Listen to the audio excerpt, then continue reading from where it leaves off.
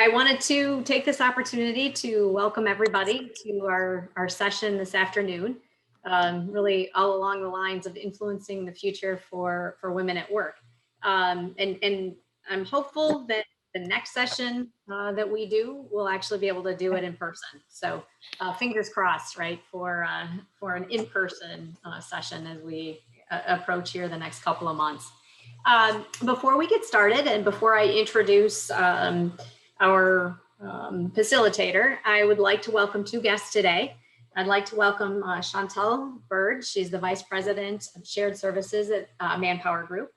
And then also would like to welcome Leslie Plowman. She's a partner at EY. Both of these women, I'm glad that they're joining us today, are guests of Sharon Reed. Now, before we get started, would you all please turn off your cameras and mute your speakers? This will just, I think, help us from a bandwidth perspective and make sure we don't get any background noise along the way. And at this point, then I would like to go ahead and turn the program over to Marilyn Theot. So with that, take it away, Marilyn. Hey, great. Thank you, Kim, and thank you everybody for joining. Let me just take a couple of minutes to set the stage here. My guess is that, like me, many of you have been hearing some of the relatively grim statistics around women leaving the workforce and are concerned about what this may mean for continuing to advance women in leadership and on boards. As of February of 2021, according to data from Gallup and the US Labor Bureau, approximately 2.5 million women had left the workforce since the beginning of the pandemic. And this compares to 1.8 million men who left the workforce in the same period of time. Now, we know some of this discrepancy is due to the fact that a large percentage of workers in the very hard-hit service industry are female. But we also know that many women voluntarily left the workforce. The data shows that 4 times more women than men voluntarily left the paid workforce. And I want to be clear about that. We don't want to think women certainly are not still working, but the paid workforce. And it was to address issues with childcare, erratic school schedules, and care of elderly parents during the pandemic.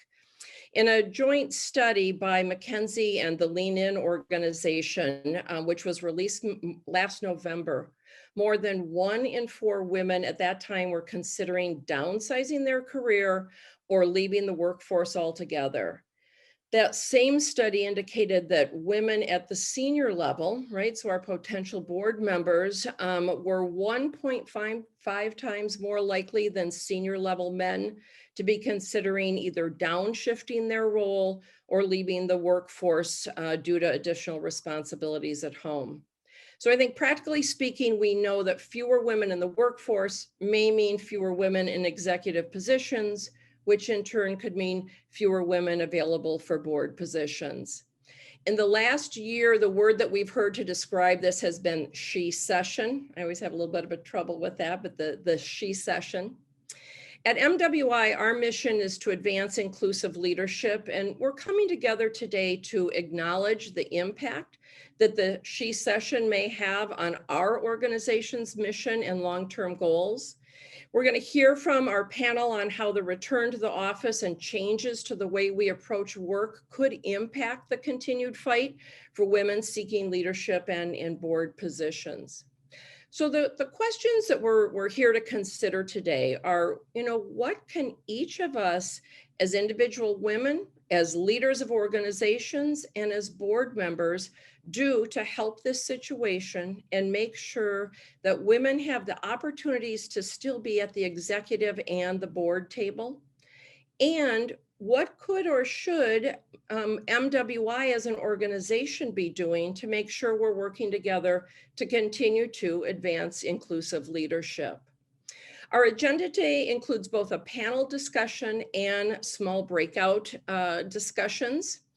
So for the next 30 minutes or so, our panel, who I'm going to introduce in just a minute, will answer questions and share what their organizations are doing regarding the return to the office and what they're doing to make sure that they're able to advance inclusive leadership in a post-pandemic she-cession.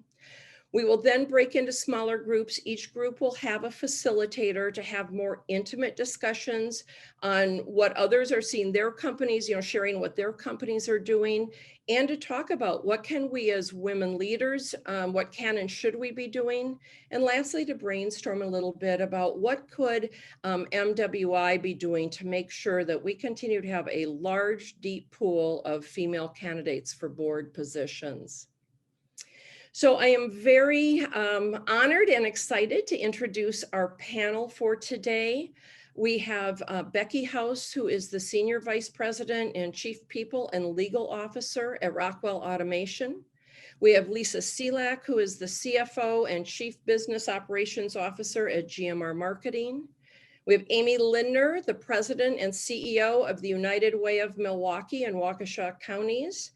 And we have Susan Rampt, the VP of Global People and Culture at Manpower. So ladies, thank you all for joining us today. I will say as well, we do have some questions prepared that we're going to be asking our panelists.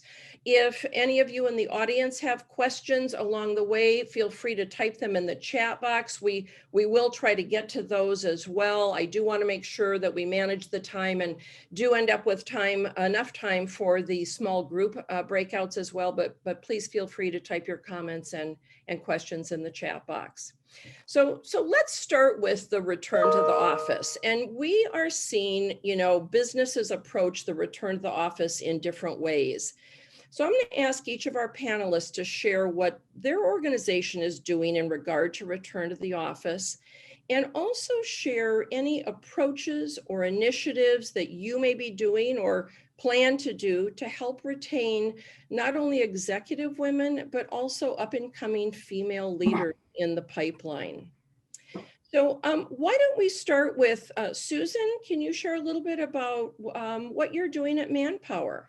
Sure, I'd be happy to. So our purpose statement at Manpower Group is that we believe that meaningful and sustainable employment has the power to change the world. And we've leaned into this purpose throughout the crisis. We've applied the same principles for flexible and safe work at all of our offices around the world.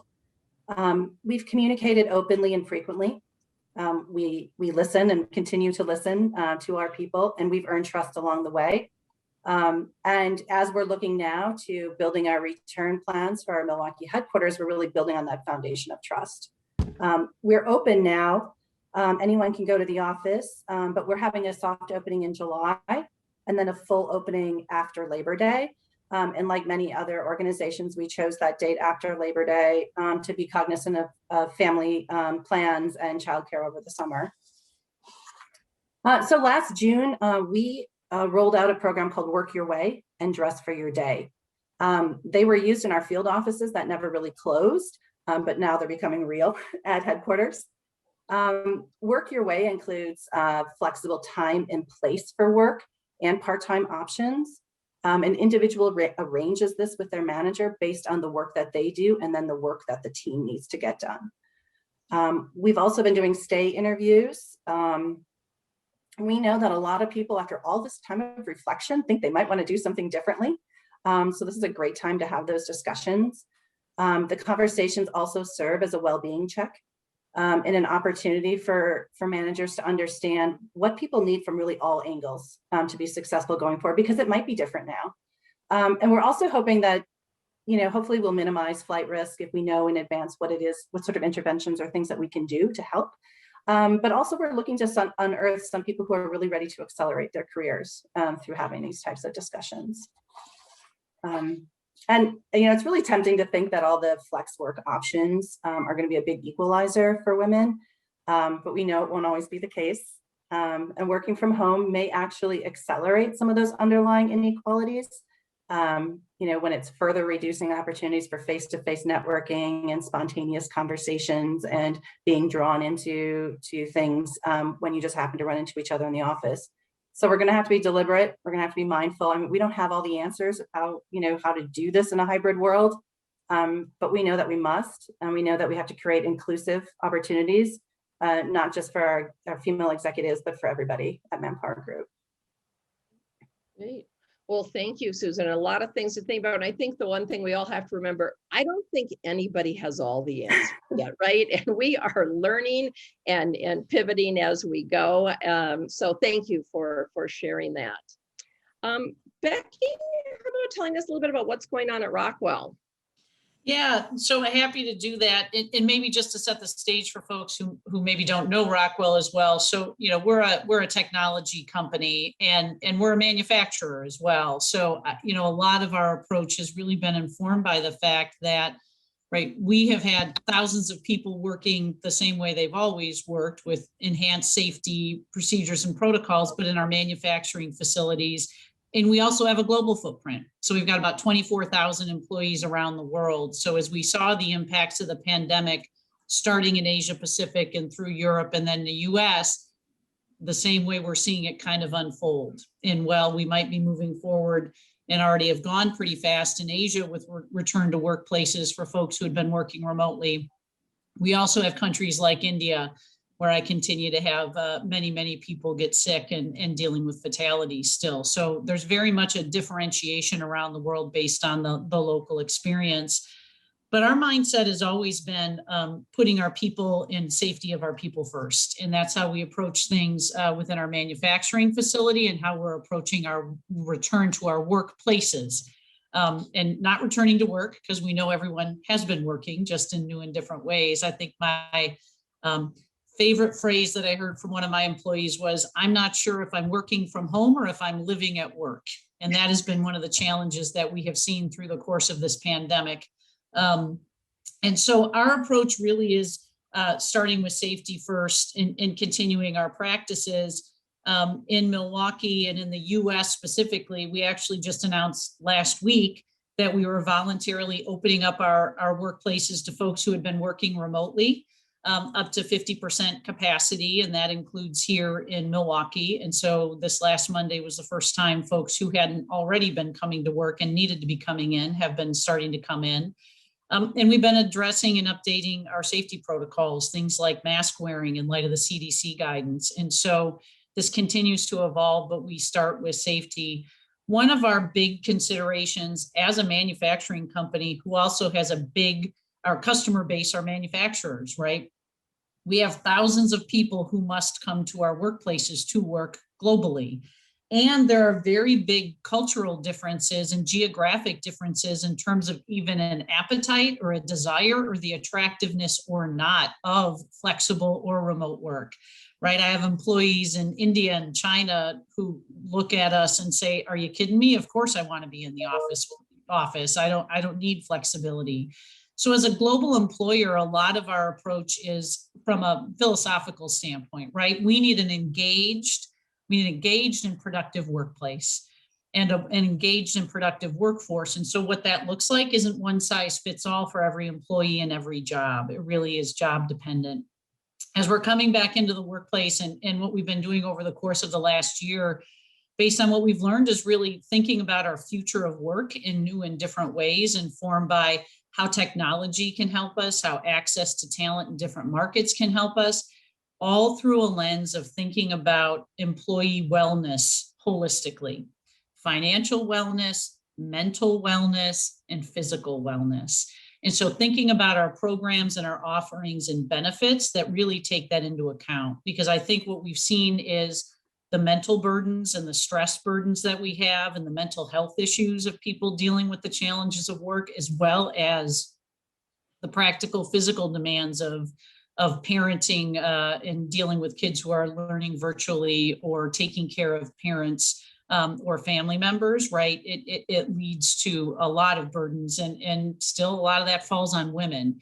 So taking a really holistic approach across our entire benefits offering and our kind of total rewards approach, and saying what new and different can we add in that takes care of each one of those aspects of employee wellness.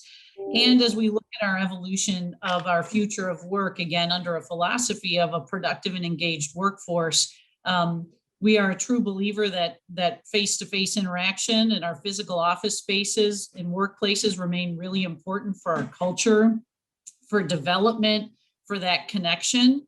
but so too are flexible work arrangements in order for people to be productive, and developing a lot more flexibility in offerings and balancing out, making sure that they can be equitably applied to your workforce and aren't differentiated based on a certain manager's thought process or approach, but also aren't so restrictive or stringent that that they have policies that really don't allow for a whole lot of flexibility. So we're much less in the camp of everybody needs to apply flexible work the same way, right? You can work 2 days a week from home and it's a Monday and it's a Wednesday.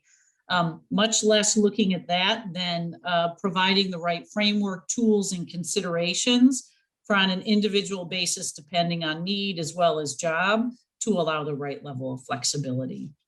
So, I think ultimately, as I said, it is not a one size fits all approach for us, giving differentiated populations globally and really applying our approach that looks at what is our philosophy, what are we trying to achieve in our workplaces, and then looking at total employee wellness and understanding that we really need to address all aspects of it. That's great. Thank you, Becky. And I am so glad you even brought that up about the mental aspect as well. I mean, we talked about this global pandemic that we know was a healthcare issue, but I think the ramifications from a mental health perspective of what happened during the pandemic are equally as important and significant. So thank you.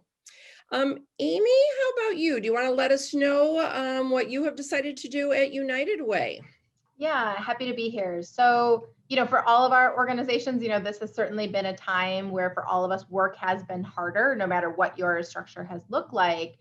Here at United Way, we're in that group of organizations where even though work was harder, the community needed us even more than usual. So really needed to find ways to make that balance work. So our return to office, I think, is a little unusual. We right now have just begun the process of inviting staff back to the office, but we are currently inviting back to the office only our vaccinated staff members, which is the overwhelming majority of our staff, but it is not 100% of our staff. Our unvaccinated staff members are being asked to continue to work remotely for the time being. I think that's going to be at least through fall campaign for us. So that would put us in December, when we'll be at a position to reconsider that decision.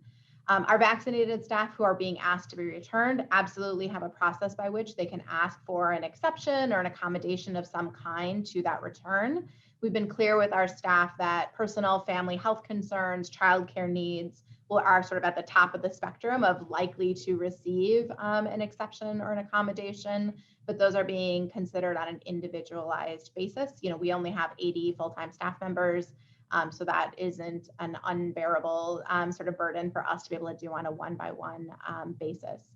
Our returning folks are coming back on a 4-1 schedule, which is a change for us. We used to be primarily in the office if you weren't visiting a customer of ours or at a volunteer event. So a little bit of accommodation. The team has been clear they would like even more flexibility, and we've said we're going to get through campaign and then assess how that went and assess what we think we can offer on an ongoing basis going forward.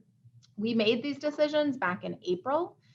We were balancing because we had to think ahead to fall campaign and what that was going to look like for us. So, we were balancing, of course, like everybody is, the taking care of our staff, making sure our staff felt taken care of, and the work. So, for us, that's about protecting staff and protecting the campaign has been sort of our mantra in that order.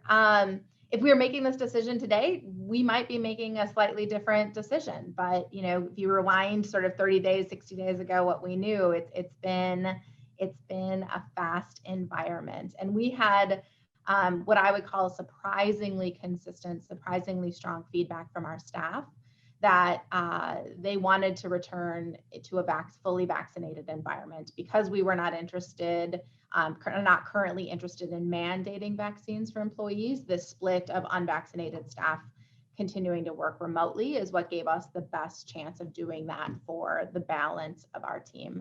I should also mention, and for anyone who doesn't know, we're a unionized workforce. So, grateful to our union partners on the team helping us think this through and what the right fit for our team was. We were certainly hopeful we'd be approaching herd immunity right now, back when we were making these decisions. So we thought that would be our natural inflection point to reconsider our unvaccinated staff coming back in the office. But as that doesn't look like it's in the near term cards, that pushes us back to that December timeframe to reconsider where we are. So one other thing I would mention, because I'm seeing a lot of this in sort of the legal bulletins and elsewhere right now, we had a really straightforward request where we just asked everybody to show us their vaccination card if they were vaccinated. I know that comes with some HR risk, some legal risk. That's not comfortable in every work environment. But we really leaned in there. We did not offer any compensation for doing that. We really didn't offer any apology for asking for it. And so far, so good on our team there. So it's been really fun to hear how everyone else is doing this as well. Great. Thank you, Amy. And thank you for giving us, a little different perspective with you guys doing the vaccinated people returning to work. And what I love to hear is just the uniqueness of the approaches so far across these different businesses. And what we're learning is there's no wrong or right, and everybody's learning as we go. Lisa, how about you at GMR Marketing? Tell us a little bit about what you guys are doing there. Sure, thanks, Marilyn. Happy to be here and happy to share a little bit of what we're doing at GMR. So for those that don't know, GMR is the experience agency who makes unforgettable stories born of humanity. So for us, it won't come as a surprise. Our return to office is called Any Place Workplace Experience. We also call our employees story makers. And so we refer to them as story makers throughout our plan. And so we're really focused on making, as pretty much almost all positions, there are some exceptions that can work from anywhere. And so what comes with that, I think, is the nature of the hours, right? So used to be 8 to 5, I'll say chained to your desk, but you were at your desk in the office. And so naturally that increases those work hours, not necessarily the number of hours individuals are working, but the time in which you can get your work done. And then what we're doing is we're really trying to separate where we work as story makers from how we work and how we get to great work. And that was really important because I think a lot of our story makers were feeling like where they worked was indicative of how they worked. And so we've really tried hard to separate those two things. Our model is a virtual first model. And so it's kind of like all for one, one for all. And if there are people on the team that are working remote, we're asking people to continue to engage, over Teams or other platforms like that. Similar to some of the other comments, flexibility is certainly front and center as we go through this. And part of that is we have what we're calling our Any Place Workplace Experience AWE. So we have a new AWE allowance where we're going to be giving an annual allowance to people to help cover some of their expenses from working from home, through so far. And because we kept thinking, okay, one more month, we hadn't implemented anything. And we also thought, well, you're not incurring commuting cost. And so there's a bit of a trade-off. And so we're going to be formalizing that. And really people can do one of two things. They can, we'll lay out the policy, what things we say, think we'll cover, your mobile phone, if you want to buy a desk or a sit stand desk or, like the office supplies we provide, you can buy your own. So we'll outline what is in the AWE allowance policy, and people can choose to submit receipts and not be taxed on that allowance, or they can say, I don't want to mess with that. Just tax me on it at the end of the year and we'll still give them that allowance. So we're hoping, and what we're doing is we're giving that to everyone. So even the people that will be working in the office 5 days a week, we're still giving them that allowance. We really didn't want, again, kind of all for one for all. We didn't want to create two classes of employees. So everyone will get that. And I would say the other thing that we're doing is to try to change the experience, knowing that we're not going back to the way it was, And what's going to take place in the office is going to feel and look different. We're going to be renaming our offices to experience hubs, and then changing, those footprints. We won't need as many individual workstations. We'll probably need to increase some of the technology in some of the common areas. And so we're going to be also giving up some real estate in a lot of our hubs, New York, San Francisco, Charlotte, and then out in New Berlin, because we just don't see the volume of people that are going to be wanting to come back full time. And so we think we can accommodate them. We're also going to be using a system that some of you might be familiar with, Condeco, so people can kind of check in. I think if people are planning to be in the office or in the experience hub, their primary spot, then meaning 2.5 days or more per week, then they will get a assigned seat as long as we have the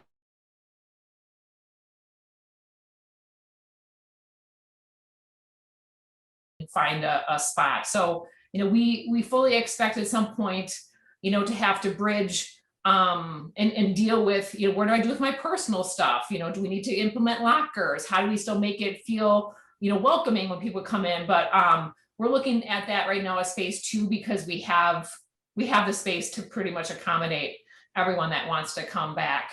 And then I guess the 2 things that I would comment on, Marilyn, that are not really tied to the return to office, but you also asked about just retaining women. And 2 of the things that I wanted to mention is we have a mentor program, and in the past, you had to be nominated by your manager. We've changed that this year so that people can self-nominate, and we've seen an increased number of women in the program, which I think is a great result. Plus, we were having people who were being nominated, but they really weren't, they didn't have skin in the game.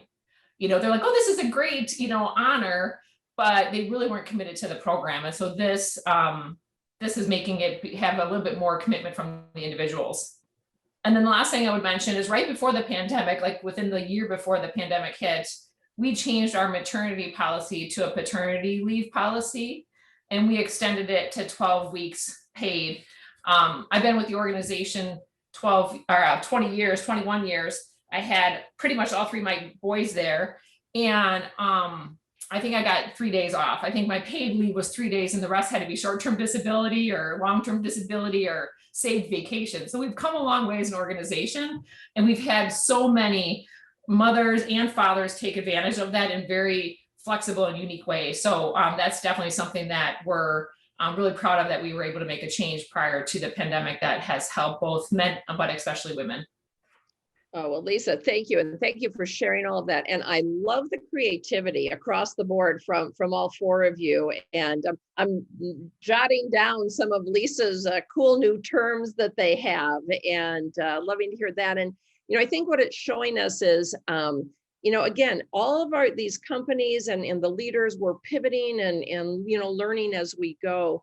Just curious, are any of your companies benchmarking or using another company as sort of your bellwether as you navigate these interesting times? Lisa, do you want to comment on that? Sure. Well, we are a creative agency, so obviously we look at making things a little unique and special. A lot of what we came up with was from Dropbox. We stumbled upon what Dropbox was doing because they've shared most of it on the internet. And that's where the virtual first came from. That's what they're doing. And, they weren't convinced that going fully remote or offering employees a hybrid approach was the best way forward. And, their focus that they shared was they had 5 goals for whatever policy they implemented. And they are support the company mission, give employees freedom and flexibility, preserve human connection and company culture, sustain the long-term health of the company, and retain a learning mindset. So, we looked at that and said, those are really strong goals to have that you can kind of fall back on as you're getting in the weeds on what your implementation plan looks like. They named their collaborative spaces Dropbox Studios. One thing that's a little bit different for us is they came out and said the Dropbox Studios can only be used for collaboration and community building. Employees will not be able to use them for solo work. We didn't go that far. We're letting people come in and come into one of our experience hubs and do solo work, but a lot of inspiration from Dropbox. They also they embrace what they're calling non-linear work days. And so setting core collaboration hours that overlap between time zones and really encourage employees to design their own schedule beyond that. So a little bit what I was talking about of it's no longer, you got to get your work done between 8 and 5. And if you don't get it done, you got to stay late. It's really become a lot more flexible, but realizing that, we cross a number of time zones as well. And so we got to make sure that what we agreed to works not only for the employee, but it works for their team and the company. So we loved it. They also did a virtual toolkit that we are developing something similar. And all of this stuff is open to the public. And it was just like, I was downloading, one form after another. And it was just really great inspiration and something, to not have to recreate the wheel. I'm happy to send out some of those links. A couple other companies that we came across that were doing some cool things, Spotify, Facebook, Microsoft, Twitter, and Coinbase were a couple other ones that we pulled upon. So, but happy to send out some of the Dropbox stuff because I think it was pretty unique and worked for us. Great, thank you. And maybe sometime during the program, you can drop those into the chat box perhaps as well. So thank you. Good. Yep. Susan, how about you? Same question. Any companies that you were benchmarking or looking at? Yeah, I have been struck by the openness and the generosity of peer companies in Milwaukee over the last year. I mean, it's been astounding. You can call anyone up. Lisa and I talked during the time, and we're really, that whole in it together, it really has felt like that. And that is a new type of interaction that's really going to help us in the future. So not necessarily particularly following one organization, but just knowing that there's been a lot of great things within Milwaukee. Great, thank you, Susan. And I hope that's a little bit of what happens today as well, because I know many of the women leaders on this call are still trying to figure out what are we going to do and that we're learning from each other. Let's talk for a minute about the role of the boards in all of this. We have a lot of women on the call that are board members. What role do you feel boards should be playing in regard to the challenges we've been discussing? And I think, what would you want your boards to be pushing you on? What questions should the boards be asking? Becky, how about you take that one? Yeah, so from my perspective, right, the issue of human capital management, which sounds, not as soft as maybe our people strategy, but our people issues, when you talk about the assets of a company and what we do, regardless of what industry you're in and what you do, it comes down to your people and how do you motivate people? How do you attract, retain, and develop people to do amazing things to serve whatever your company's purpose is? And from my perspective, whether you take it from a risk standpoint of, it can be an enterprise risk or a corporate risk if you don't have the right talent management strategies in place, or where do you need to have the right folks in place to help facilitate and drive your company strategy? Either way, I think your human capital management is a board level topic. I think, as a public company, you increasingly see that from the outside in terms of expectations of just as any other risk or business strategy area that the board needs to be aware of what you're doing and where you're going.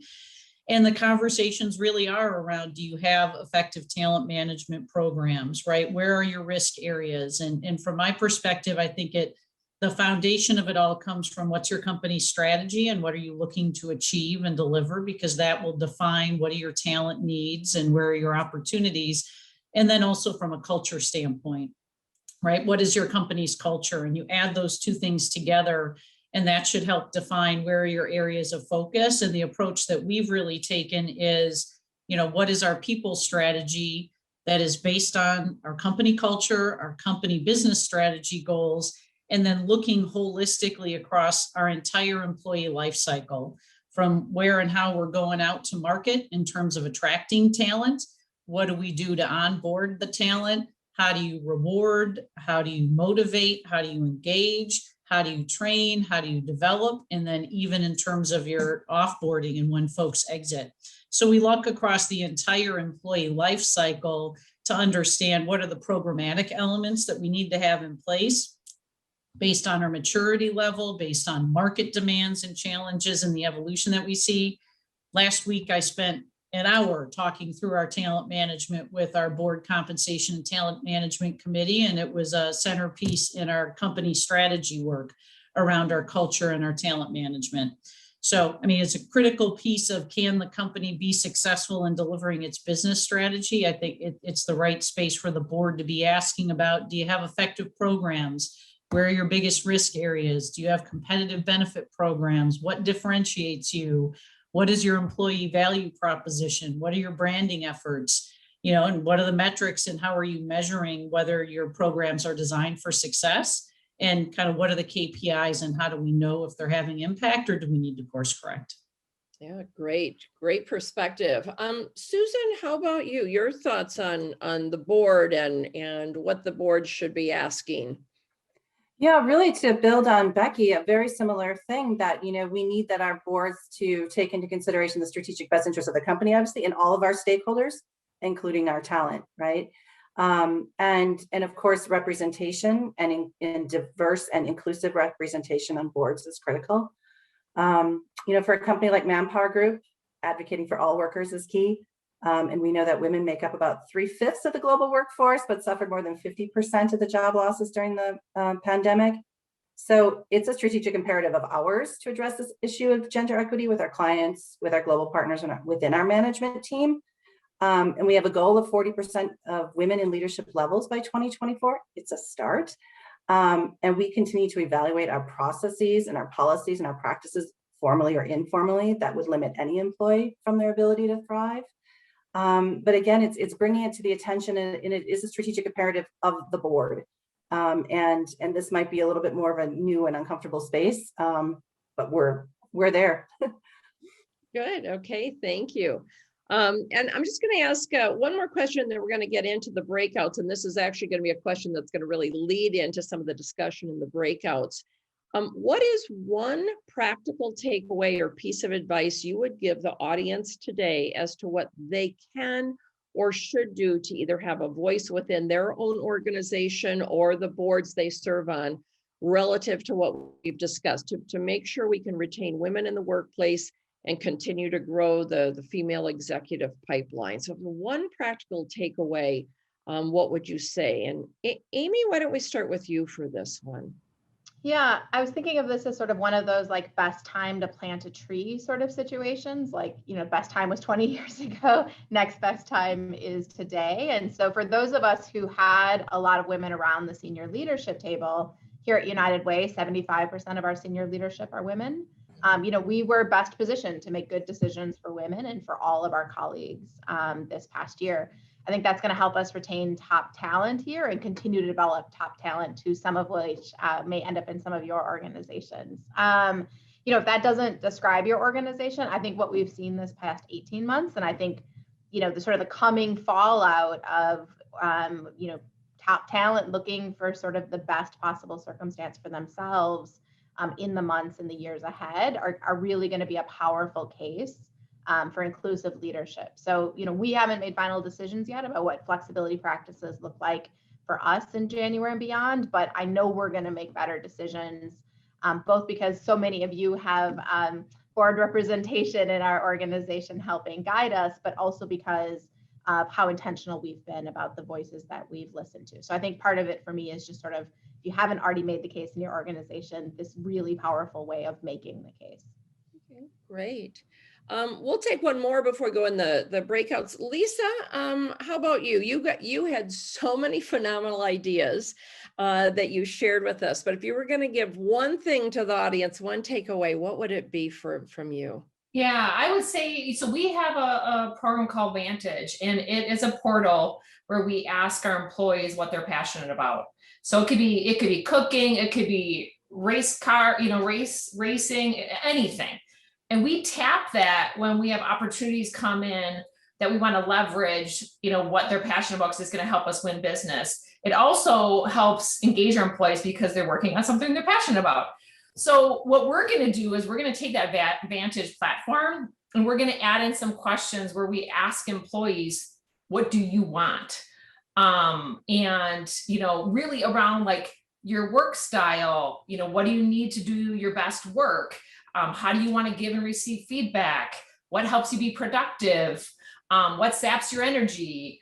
How do you try to schedule your workday? Like just the stuff that I think in the past, either people weren't comfortable sharing or we didn't ask. It was just expected. You're in the office from 8 to 5. If you have some work, you stay late. If you're traveling, whatever. And so really trying to get people to open up and share what it is that makes them tick and what's important to them so that we can come up with a solution that works for everybody and they feel heard and they're in a situation that's working for them, And so we're going to tap an existing system, add in a bunch of questions. We'll have some non-mandatory questions, what's your superpower, things like that, fun questions, and really try to leverage that to make good decisions with people. And, I think the one watch out that has come up is, if somebody does share more than they maybe normally would have, and it backfires, or that information is used against them, that will shut people down pretty quick. And so we got to be very careful that we're using this information to move the company forward, to move the relationship with that employee forward, and to move that Storymakers experience forward. So I'm excited to hear what people have to say that will also not only help form how they work and where they work, but I think will make GMR a better place. Wow, great idea. And what a great challenge for your leaders to make sure that the information is used in a way that is going to continue to motivate people. So ladies, I cannot thank you enough for your sharing of all of your insight and the great ideas, and so exciting. We do want to make sure that all of the participants today have a chance to talk about these same issues. And so we're going to break into some breakout groups. Jackie has put the names of the facilitators and the questions that are going to be talked about in the chat box.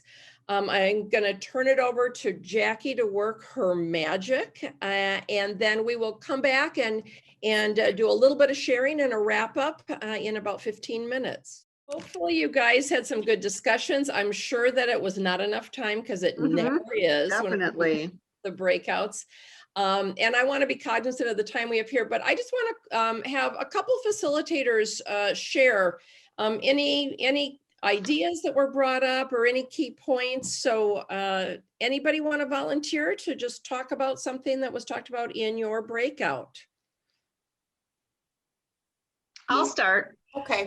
We talked about how it was obvious all the different companies have their own unique challenges, and we felt a key word was flexibility, that they had to be flexible, and that this would help women as a group.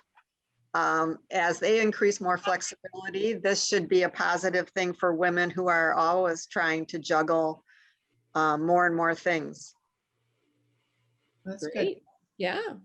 I'll build off of that. We talked a little bit about how, I mean, and I kind of introduced the topic, but I think we all felt consistent with it, is again, this significant importance of face-to-face interactions, and from from a development and career progression perspective, and the concern that women are going to opt out of that more frequently than men are. And once again, and I think some of our panelists talked about it as well, but once again, set women back potentially in not choosing that face-to-face interaction as frequently. Good. Did anybody in any of the groups get to the question about what, if anything, MWI as an organization can do around this? Did anybody get that far? Our group did. We did talk about how maybe MWI could put together a checklist of what companies are doing, maybe by industry, sort of as a way of helping our members get a good picture of what others are doing. Okay, good. Any other recommendations from any of the groups? Okay. I think the only thing I'd add to that, Marilyn, is, our group really talked about, and I'll build off, how do you measure accountability? Is it just by outcomes? You know, and what does that mean? Especially with women having to add more to their plate if they are working from home. And the reasons of how do you keep that culture or continue to put women in leadership positions if they're not in the workforce, and the importance of keeping the lines of communication open and having empathy. Because in a competitive market right now, if you are an in-person service provider, how do you compete with others that have a little bit more flexibility, so that people don't leave the profession and go somewhere else? Or how do you explain to them that, you know, the service you are needed in person, regardless of what the other places are doing? So I think that accountability piece would be great to have, and how it's measured and how it's properly communicated, so everybody is on the same page. Laura, that's a great points and great questions. And, you know, I said to Jackie, I feel like we almost should come together again in a year. So June of 2022 on this same topic. And what will we learn in the next year? And what great ideas took off, and what great ideas maybe had issues, and how were people, you know, held accountable? So a lot of great discussion. I want to go ahead and wrap up, because I want to be very cognizant of everyone's time. But a special thank you to Becky and Susan and Amy and Lisa for sharing all of your ideas and wisdom and knowledge, and to all the facilitators. So thank you, everyone. Kim, I'll turn it over to you to finish up, and we'll go from there. Yeah, I think it was a, you know, really interesting, great session with, you know, it was helpful for me to kind of hear what others are doing. You know, Badger Meters kind of rolling out and doing their return to office. So I think one of the values of Milwaukee Women Inc. is networking and sharing ideas. And this was kind of a really great, interesting topic right now. So thanks everybody for your time. Great job from Marilyn and our panelists. Really appreciate the time and the effort, and looking forward to, as I said at the beginning, the next get together being in person. So with that, everybody have a great night, and hope to see y'all in person soon. See ya. Bye.